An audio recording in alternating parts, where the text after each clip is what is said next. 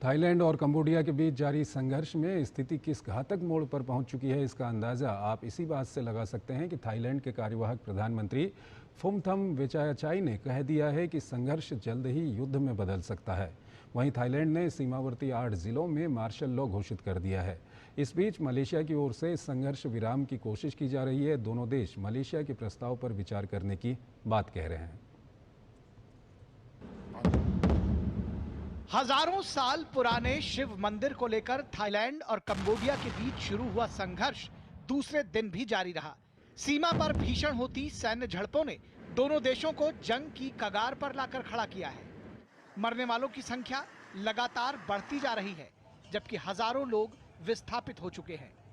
इस बीच थाईलैंड के कार्यवाहक प्रधानमंत्री ने चेतावनी देते हुए कहा कि सीमा पार संघर्ष युद्ध में बदल सकता है। उन्होंने कहा कि 48 घंटे से कम समय में 1,38,000 लोगों को घर छोड़कर शिविरों में जाना पड़ा है। दोनों पक्ष एक दूसरे को पहले हमला शुरू करने के लिए जिम्मेदार बता रहे हैं। थाईलैंड ने कंबोडिया पर जानबूझकर नागरिकों को निशाना बनाने, जबकि कंबोडिया थाईलैंड पर क्लस्टर बमों का इस्तेमाल करने का आरोप लगा रहा है। दोनों देशों के बीच लंबे समय से चला आ रहा सीमा विवाद गुरुवार को जेट, तोपखाने, टैंक और जमीनी सैनिकों के हमले के साथ तीव्र लड़ाई में बदल गया। इस बीच कंबोडिया के प्रधानमंत्री हुन मानेट ने कहा कि युद्ध विराम के लिए मलेशियाई प्रधानमंत्री के प्रस्ताव का समर्थन किया था। हालांकि बाद में थाईलैंड ने इस योजना के प्रति अपना प्रारंभिक समर्थन वापस ले लिया। थाईलैंड और कंबोडिया के बीच ताजा विवाद बीते 2 महीने से जारी है। 28 मई को एमराल्ड ट्रायंगल पर दोनों देशों की सेनाओं के बीच भिड़ंत हुई, जिसमें एक कंबोडियाई सैनिक की मौत हो गई थी।